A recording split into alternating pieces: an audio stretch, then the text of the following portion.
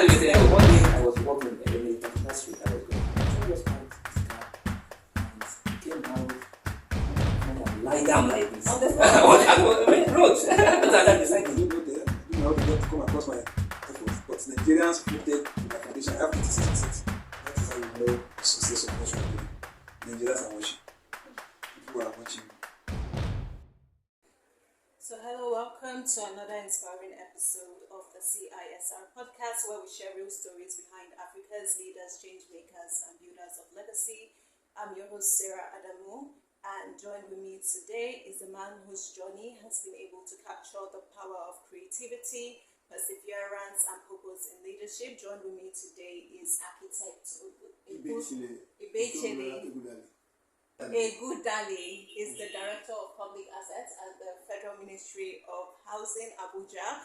He is also an innovator by heart. Beyond his civil and public service work, he has also been involved in innovative creativity. He's a craftsman, and he has also been able to transform his ideas into tangible solutions that are solving problems in and outside Nigeria. He's into architectural, building, and also mechanical innovations. So thank you for being present here today. Welcome to the podcast. Thank you very much, ma'am. All right. So I want us to start with a bit of your background so we get to know you. So could you tell us a bit of what you do and also your background and what shaped your love for building and creating things currently? Yes, I am an architect, but before being an architect, right from when I was very small, I didn't have, from the home where I came from, I didn't have toys. Okay. I love toys, so I had to create my own toys. I couldn't buy one. My guardian could not buy one for me, so I had to create my own toys. So I started from there, and I was fortunate to go to an elite school, despite my background, because my sister, who was the first one in the family, was teaching in the elite school. So because of her, they allowed me to school there, and then they were taking my school fees from my salary. So I was fortunate to go to an elite school. So while there, I was doing a lot of creations, and then the headmistress noticed me, and she told the storeman that she should give me a spare key for the store. So that, and I was allowed to go into there, take whatever I want to do, and create what I want to create. So I was doing the features from I think from class 3 or so. Okay, the store was like raw materials or the store, yes, for handwork. Okay. In a primary school, it was a primary school. So they had store, it was an elitist CIDC, so it had things in the store where you could go request for whatever you want, and then you can create things. So that was how I started. Was that what you also made mention that, in the conversation we had, that you would create models for your classmates in school and things like that? I wanted to know, is it from that early experience in your childhood that kind of shaped you moving further to, study architecture and, where you are, and also in terms of your innovations in your machinery constructions and all? Was it from childhood, or what's the story behind it on how you ventured into that? Yes. No, I never knew what architecture was at that time. But when I changed school, I was schooling in Ilorin secondary school when they created the state. So because we were part of Kwara State, I'm an Igala man. So the Igala nation was part of Kwara State. So when they created the state, they now created Benue. So we moved to Benue. So I had to change school. So I had done from 1 in Ilorin, CNS, Silver and Seraphim College in Ilorin. That's a missionary school. It's a missionary school. I had done from 1 there. So when I moved to the next school, which was JSS, Government Secondary School Technical, a very old school, and it was very, very good. So when I got there in 4-2, I joined them in 4-2. And in that school, they had workshops and things like that. So one of the subjects they offered in that school was technical drawing, which I didn't have the background of. But I came there, I joined them in Form 1, in Form 2. And when we did the exam, from 2 first term exam, I beat all of them. Because it was like something I needed. I didn't know about it. That was my first time of knowing about subject.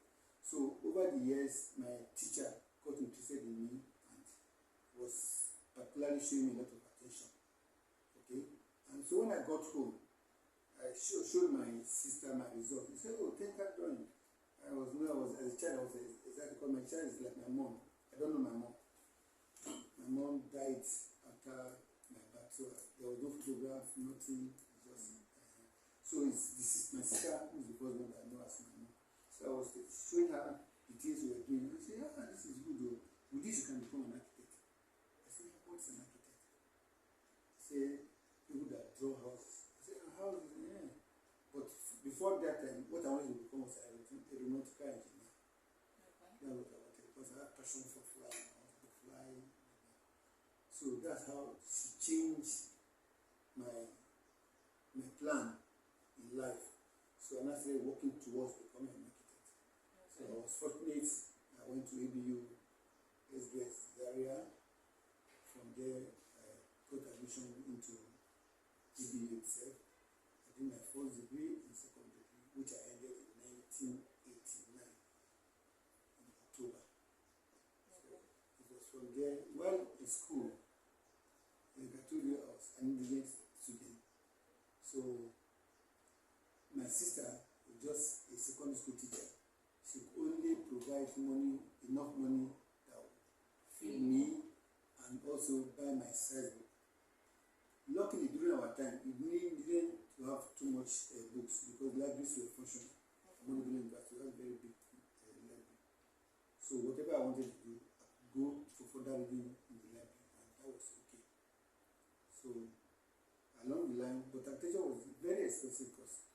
I don't know whether it's now, but during our time, it was the most expensive course to undergo because you had to buy things that you need to do your work.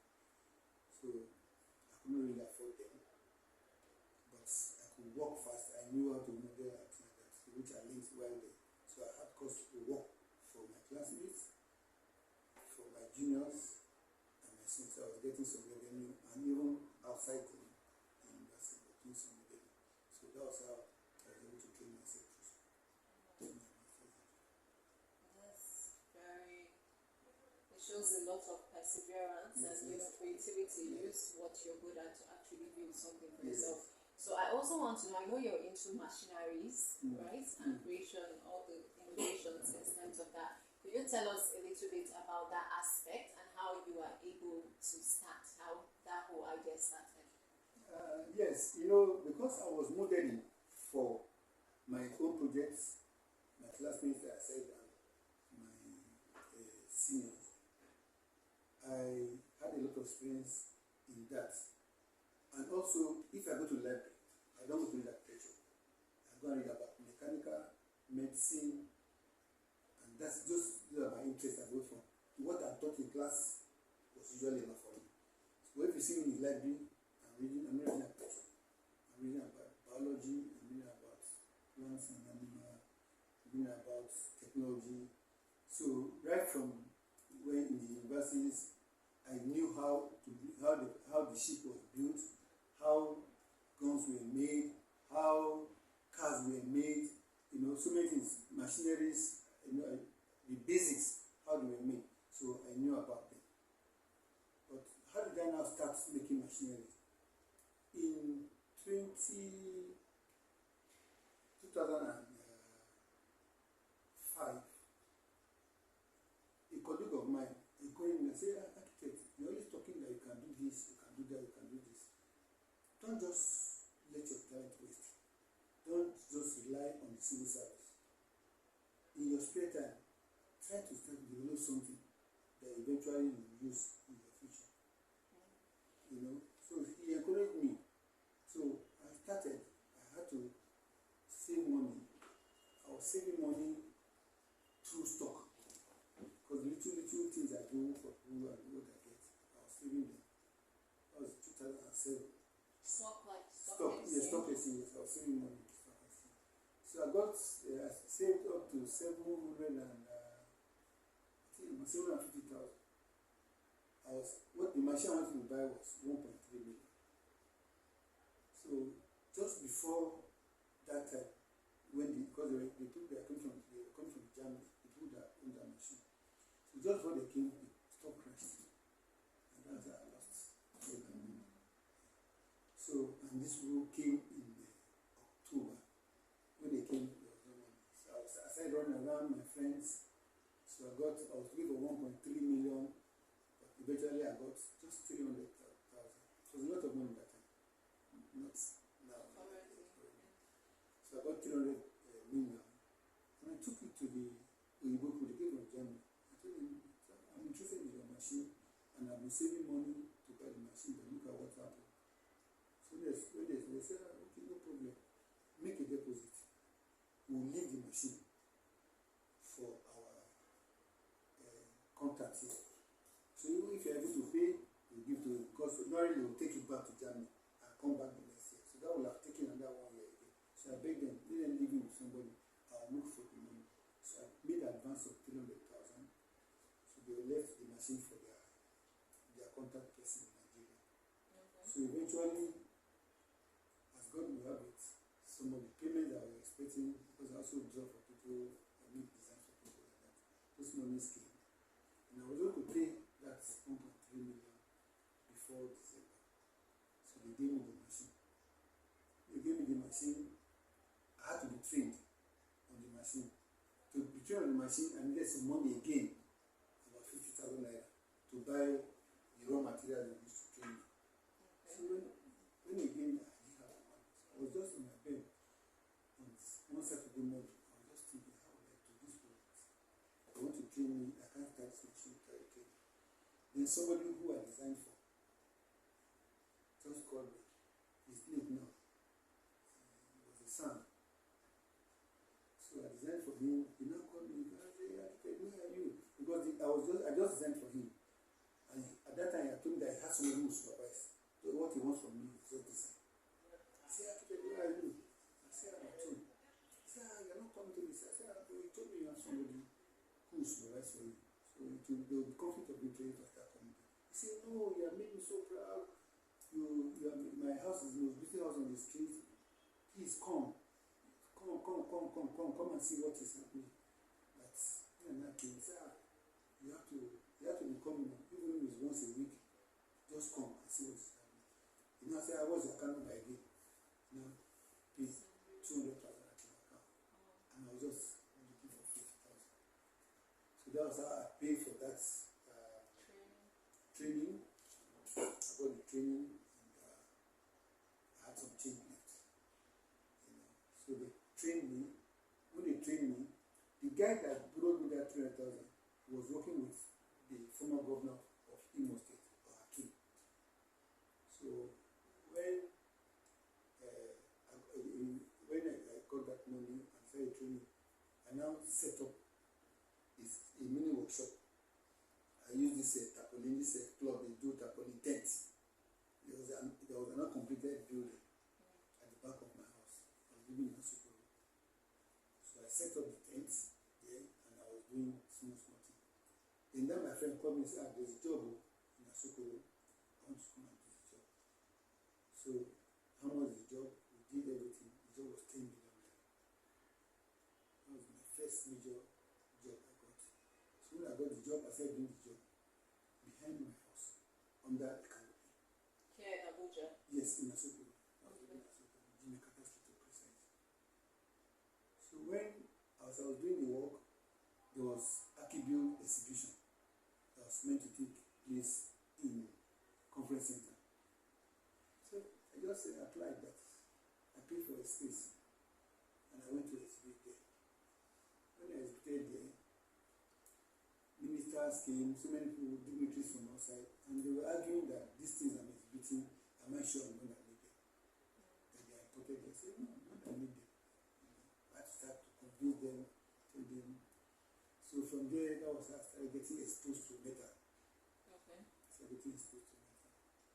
So, and based on the advice my friend gave me, said I cannot rely on just my civil service. If I want to do something in life, I can't just rely on my civil service. I should be doing something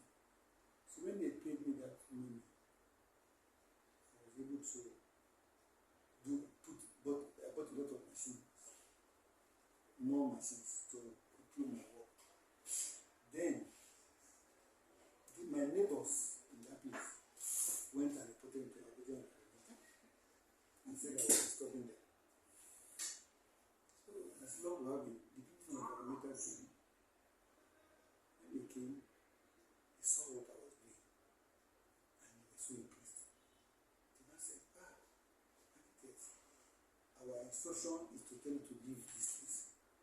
We will write for you that you should leave this place. Take your time and look for a place that you move this into.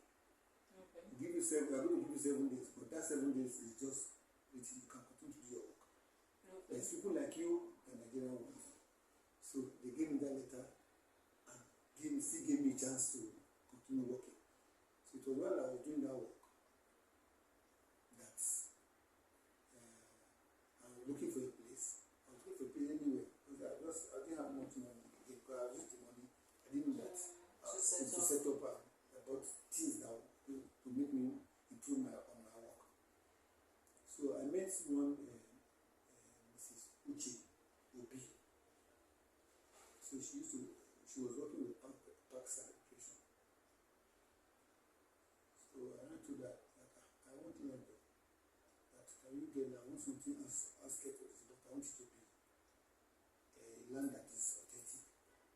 I don't want something I will do that. So I said, no problem. So when she now called me after some time and said that she has seen land. I said, I was excited. Because I told her I just have 300,000. So I gave her my budget. And I said that time.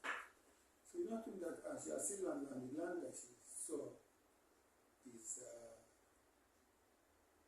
1.2 hectares.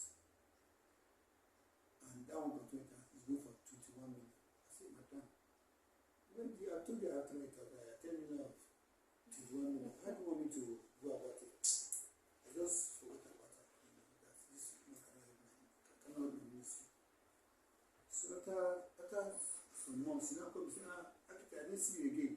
I said, madam, how will you see me now? That thing you brought for me is beyond me. I want a small land where I can do my thing, She just said, no, that one she has told me to, the one she has now is 2.1 hectares. Like almost twice the small one.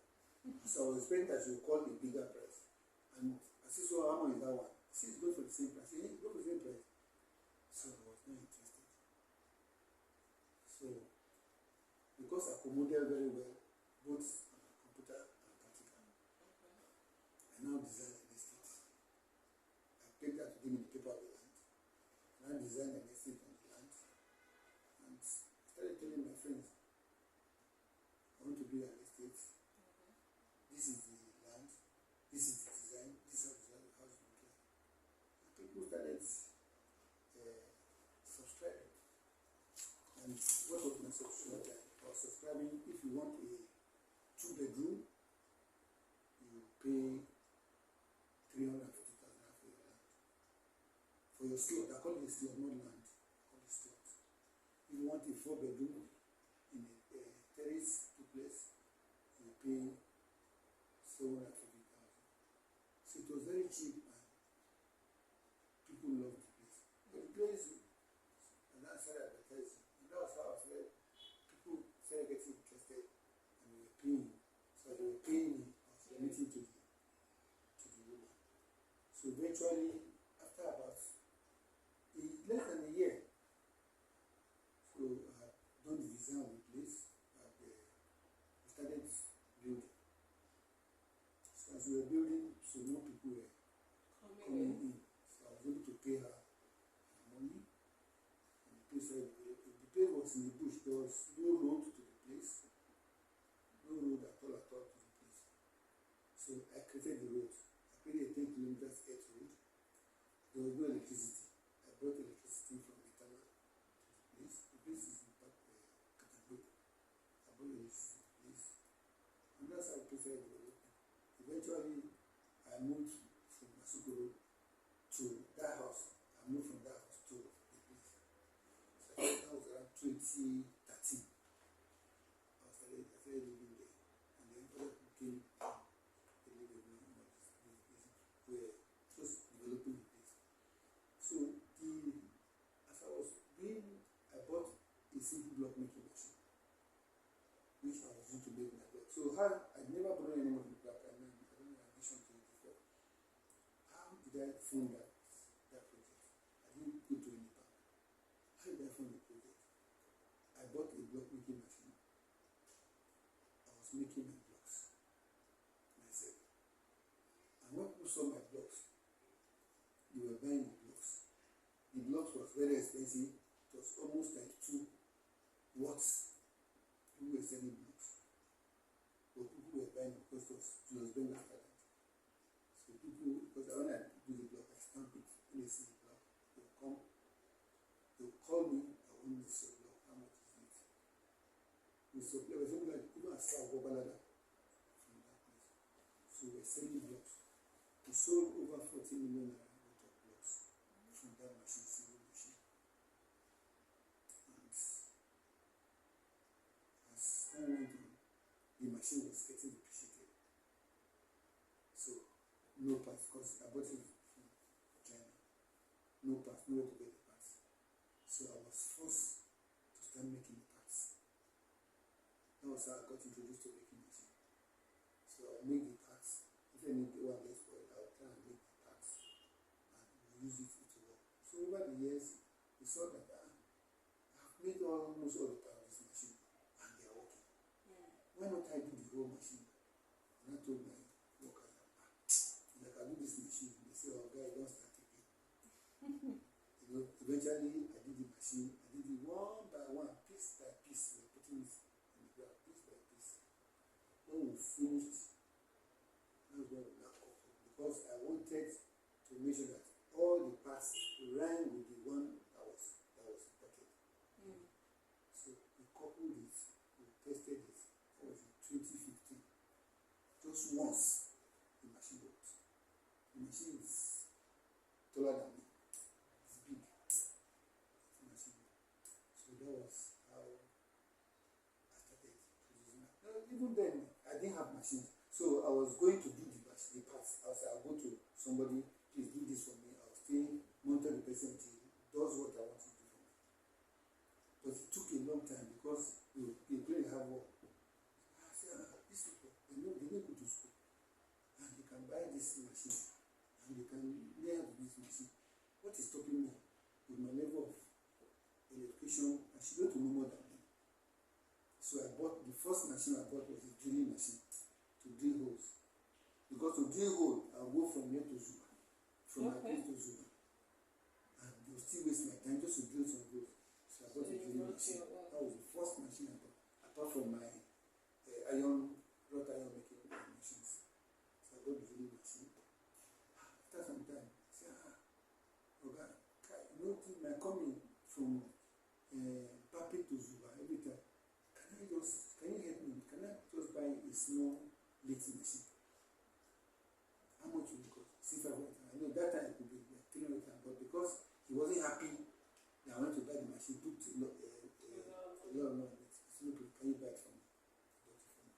So that was how I started acquiring machines, small. So I set up.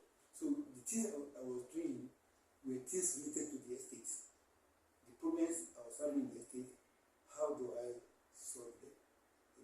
So I was not doing for anybody really. I was just doing for myself, just to be able to do my work more easily. So in the estate, I did my classes myself. Yes, aluminum classes, my iron bending, my doors, because I had the machines. So I was doing my things very, very cheaper than what other people would have charged you to do. So that's my story. So now, do you do this like as a service or for people who might also be into maybe real estate? You want to? Yes. People come to me.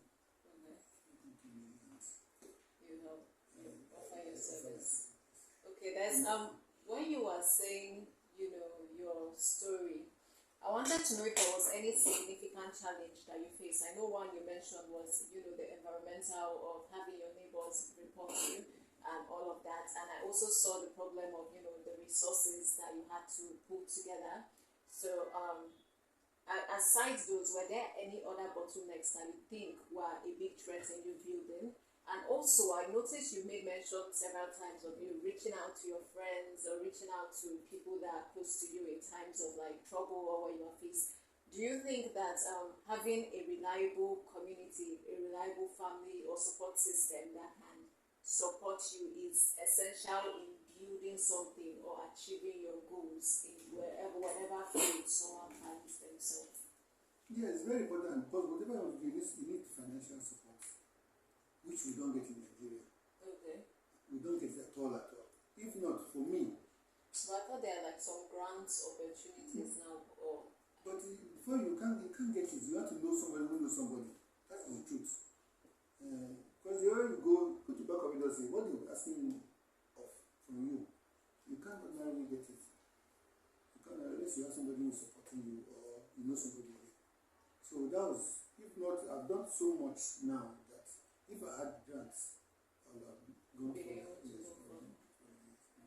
Okay. And do you think that your like your friends, play key role, like for any even other people that are building? Do you think that having a good support system around you is necessary to succeed? It's very, very important. My friends made me who I am today, and I'm really very grateful to them. And I always tell